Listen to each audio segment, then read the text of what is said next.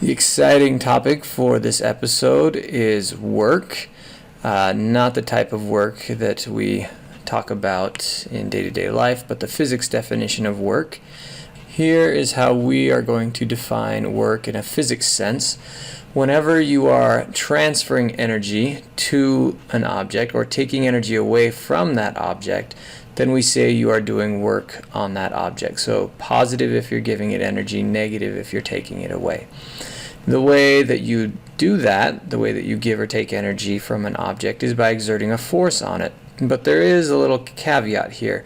That force has to be affecting its motion. It's kind of easiest to understand if you just look at the equation here. The equation for work is work equals force times distance. So if the object is not moving any distance, you have 0 there for D, then you are not doing work on the object. So if you are pushing on a wall, you are not doing any work on that wall. You're not giving energy to that wall.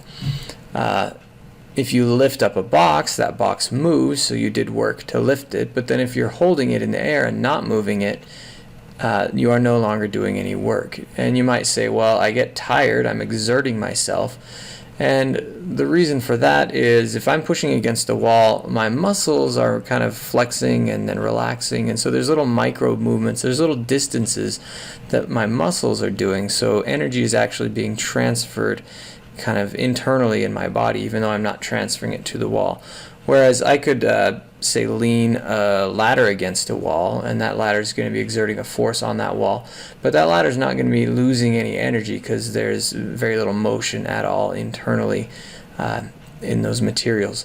Now these little lines here, these represent parallel. That's just one little added complication, that it's only the force you're exerting in the direction that the object is moving that does any work. So if you have a force at an angle, you have to take the component in the direction that it's moving to calculate the work done, and I'll show you that in an example. Let's start out with some simpler examples though, where our forces are not at angles. We're just going to be pushing a box along the floor. Looks like a bit of a dented box here. Let's say we've got a 20 kilogram box, and we're just going to be exerting a force this way. Let's say it's a 100 Newton force. Other forces acting on the box, there's going to be gravity down, there's going to be the normal force up, and this isn't writing very well tonight. Okay, and let's say that it's frictionless. We are on a frictionless surface. Oh my goodness, that's a terrible line. Well, we'll live with it. Okay, so as I'm pushing this box, the amount of energy I give the box depends on how far the box moves while I'm pushing. So say let's say that the front of the box starts here, and the box ends up, my terrible lines continue, ends up moving 5 meters this way. So the front of the box is now over here, and it shrunk a little bit. Alright, if I want to find the work done, well, I've got these different forces. I could find gravity by doing 9.8 times the mass, but gravity is not in the direction that it is moving. Neither is the normal force, so neither of those forces are doing any work on the box. The only force doing work is my horizontal push, so all we have to do to find the amount of work is do force times distance. Force is 100, distance is 5, and we get 500. Now the units of work, since it is the amount of energy you transferred, has to have units of energy. You might think, well, this was newtons times meters. Well, 1 Newton meter is equivalent to a joule of energy. So we have 500 joules of work that we did on the box. 500 joules of energy that we added to the box. Well, where did that energy go? Law of conservation of energy says it can't just disappear. The box can't just, suck it in and hide it or something. The box, if it were initially at rest, it would now be moving, and so it gained kinetic energy, and in fact it gained 500 joules of kinetic energy. We could figure out how fast it was going by setting 500 equal to our equation for kinetic energy, 1/2 times mv squared. Mass of this guy is 20, and we can solve for v squared. So I'm going to have 500 divided by 10, so I'm going to have v is the square root of 50, which rounds to about 7.1 meters per second. is how fast that box would be going if we pushed on it with a 100 Newton force over a distance of 5 meters. So pretty basic stuff there. Now let's look if we are lifting a box. If I have this same 20 kilogram box, maybe a little less dented this time, and I'm going to lift this thing up. So the bottom, let's say it's 2 meters high now. Lift it over my head a little bit. Well, how much force does it take to lift this thing? My lift force has to balance with gravity, right? So we can find that by doing 9.8 times the mass, and that is the force required to lift it. Now you might say, well, if the lift force equals gravity, it's not going to go anywhere, and you're right. So technically you have to lift with a little bit more than this to get it started, and then once it gets started, you can lift with a force equal to gravity to keep it going. But once you get to the top of the lift, you're going to stop lifting and the box is going to slow back down to a stop. So at that point you're lifting with less than gravity. So the fact that you lifted with a little bit more at the beginning and a little bit less at the end actually averages out to lifting with a force equivalent to gravity for the entire time. So we can find the work done. Sorry about that. Go away, I've asked. Thank you. Alright, so we can find the work done by looking at our lift force times the distance that we lifted it. So that was 9.8 times 20 times the distance of 2, and that works out to be 392 joules of energy it took to lift this box. Now in this case, I said I lifted it up and then it stopped, so it's not moving anymore. So where did this energy go? Well, you can think about it two ways. That if the box is not moving, it didn't go to kinetic energy, but it is now higher, so we can say that we gave it gravitational potential energy. Another way to look at it is to say, while we were lifting up on the box, doing 392 joules of work, gravity was pulling down on the box, doing negative 392 joules of work. Because it was pulling in the opposite direction, it was taking energy away. So we could say that the box, that as we put energy in, the gravitational force took energy out. Now when we let go, gravitational force is going to give that energy back.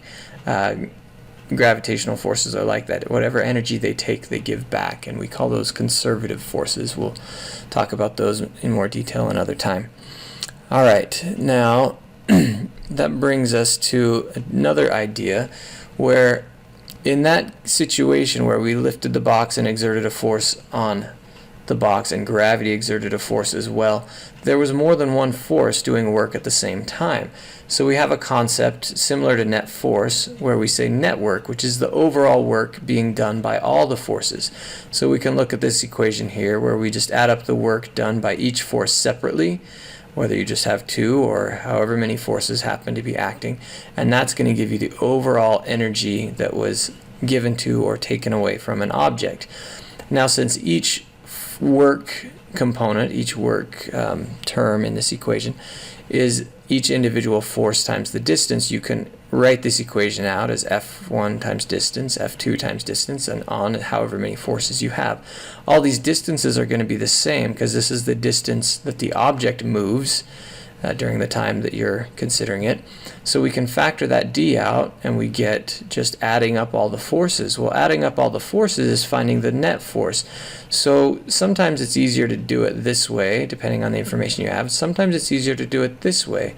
So you can find net force first, multiply by distance, or you can find the work done by each individual force and sum that up. They're going to give you the same answer. And this is known as the work kinetic energy theorem here. The net work is always equal to the change in kinetic energy. So if we jump back to this situation here, the amount of positive work that the lift force did was equal in magnitude to the negative force that the negative work that the gravitational force did. So the change in kinetic energy was 0 if it was stopped here, even though it had some kinetic energy in the meantime. as I was lifting it, but then when I stopped lifting it and it stopped again, the change in kinetic energy was 0, and that's because the net force was 0, right?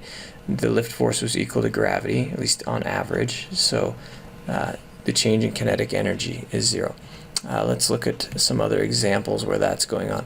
Let's go back to our 20 kilogram box. Oh, getting better every time. And I'm going to still have my 100 Newton force pushing it this way. There would be gravity and normal, but we don't really care about those. But let's say now, instead of having a frictionless surface, we're going to add 80 newtons of friction opposing our motion. We're still going to move the box 5 meters. And now let's look at the net work done on the box. I'm going to do it both methods just so you can see.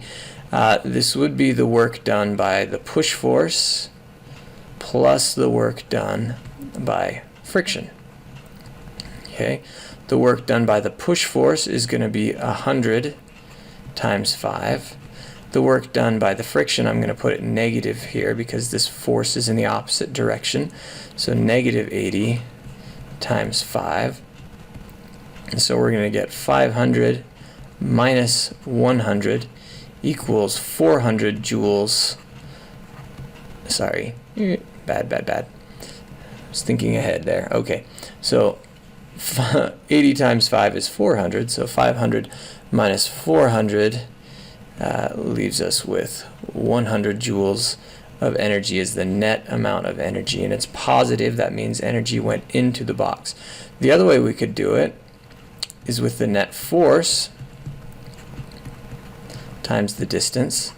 The net force is 100 minus 80 times our distance of 5. It's kind of an ugly 8 there, but alright, 100 minus 80 is 20 times 5, and so again we get the same answer. Usually it's probably easier to solve it this way unless you get confused.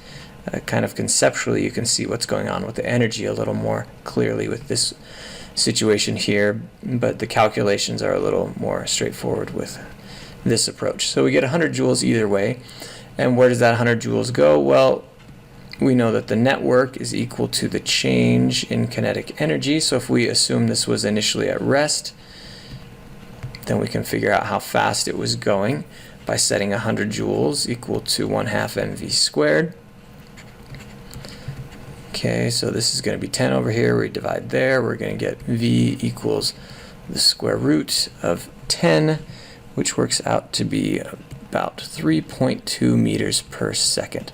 So when we worked out this same problem without friction, the box ended up with 500 joules of energy, just this 500 here, which gave us a velocity of 7.1. Now that we have friction removing some of that energy, we're not going to be going as fast after that 5 meter distance. Now you could figure all of this out with forces and kinematics and stuff, but I want you to practice doing it with energy so you get the hang of this. And plus a lot of times it's going to be simpler to do it with energy. Alright, one more example here. We mentioned back at the start here that this force parallel times the distance thing is sometimes important. So let's look at our 20 kilogram box one last time. It's moving over to the left a little bit for some reason. And instead of pushing it, we're now going to be pulling it. Let's say we're still pulling with 100 newtons, but now we are at a 30-degree angle here. And let's say we still have 80 newtons of friction.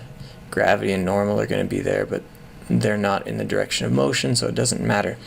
In this case, if we want to find the net work done on the box, I'm just going to jump to the net force perspective or approach. So the net force isn't going to be 100 minus 80 this time. It's going to be the x component of the pull force minus the friction, okay, times the distance. Well, the x component is going to be 100 cosine of 30 minus friction, which was 80. Let's still say that we pulled this box 5 meters. So we're going to have this whole thing here, which is our net force, times our distance of 5 meters. 100 cosine 80 is 86.6. Sorry, 100 cosine 30 times 5. So this is going to be 6.6 times 5, which works out to be 33 joules of energy. So if you remember, the first time we had 500 when we just had the 100 push force this way. Then we went down to 100 when we added friction. Now we're down to only 33 joules if our force is not focused in the right direction, so to speak. Only a component of this force is doing work. And you could go ahead and set this equal to 1/2 mv squared and find the velocity, but that's a little trivial at this time. Alright, so have fun doing work, everyone. See you next time.